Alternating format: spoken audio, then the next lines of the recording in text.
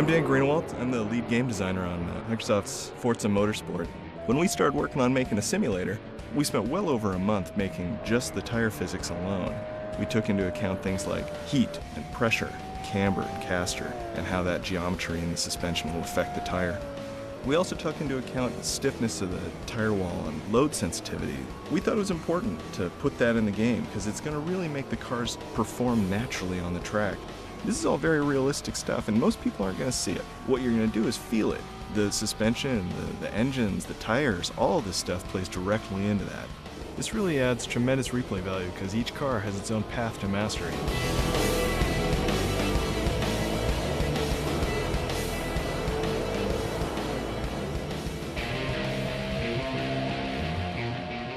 Forza Motorsport has a telemetry area in the replay section. If you're a race car driver, this is what you would die to have.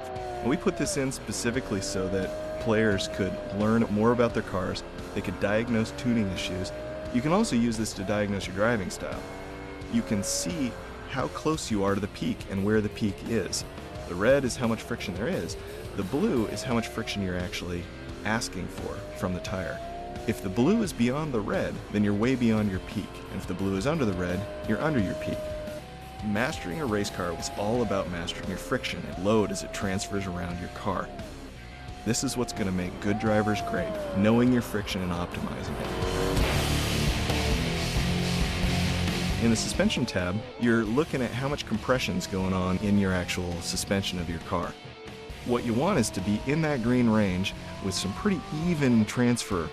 So in this display, you can see how much travel is going on in your suspension. If you see your suspension go into the red and the yellow, you're probably hitting your bump stops and you're going to want to tighten your suspension just a little bit. Each of the over 230 cars that we feature in Forza Motorsport drive very differently. This is because of the attention to detail that we've had when we modeled them in the physics engine. Now we're going to get into the tuning area of the game, diagnosing your camber, caster, and toe. You want to tune your camber so that as the car body rolls, that tire stays right in contact with the road. Generally, you want to keep all of these numbers in a very stable range and very near each other, and that's what's going to make you drive better. But you're also looking at the temperature of the tire and the wear. We've got temperature on the outside of the tire, then we also have temperature on the inside. Controlling your tire heat is very important because you're going to get more or less friction based on it. We've got a whole bunch of tuning options in Forza Motorsport. They're things for the gearheads that want to get under the hood. They're very realistic. But the casual gamer doesn't need to do these to be successful. All the cars are set up really well for driving. Becoming a great driver is about getting feedback. Audio is some of the best feedback you can get. All the sounds give you the cues you need to be a truly great driver. Hearing it in the right place spatially allows you to control your car better. In Forza Motorsport, the audio, it's 5.1, and we've really capitalized on that. We wanted to make sure that when you upgrade your car, you can feel it. You're going to feel it in the game, you're going to feel it in the car, you're going to feel it all the way through your couch.